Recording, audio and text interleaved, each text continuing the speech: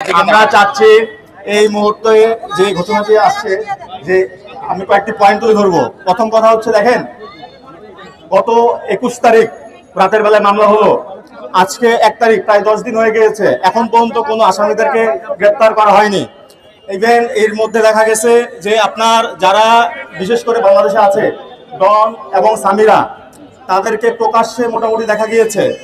ডন কিছুদিন আগেও চ্যালেঞ্জ করেছে এই প্রেস ক্লাবে বসবে আমাদের সাথে এবং তার পরিবারের সাথে, যে সালমান শাহকে হত্যা করা হয়নি।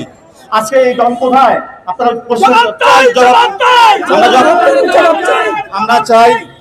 ঠিক আছে, আরেকটি বিষয় হচ্ছে, দেখেন, সামিরা বারবারই চ্যালেঞ্জ করছে যে সালমান শাহ আত্মহত্যা করেছে। তাহলে সালমান শাহ যদি আত্মহত্যা করে থাকে, তাহলে উনি এতদিন যে বললো, আজকে যখন 29 বছর পর হত্যা মামলা এটি রূপান্তরিত হলো, তাহলে সামিরা এখন পালিয়ে গেল কেন?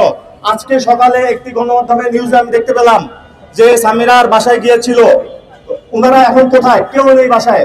তাহলে ওনারা কেন পালিয়ে গেলেন? ওনারা কেন ভয় পাচ্ছেন?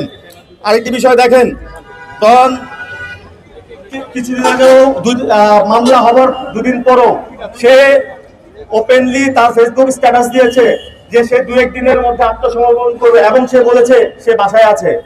যদি সে বলে থাকে বাসায় থাকে, তাহলে এখন পর্যন্ত কেন তাকে আইনের আওতায় আনা হলো না? আমি সরকারের কাছে এই প্রশ্ন করছি, প্রশাসনের কাছে এই প্রশ্ন করছি।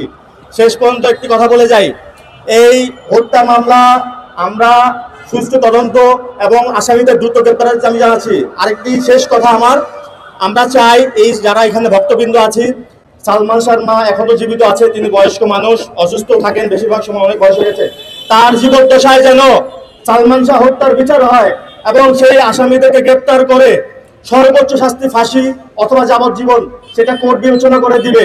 এটাই আমার শেষ কথা। ধন্যবাদ সবাইকে।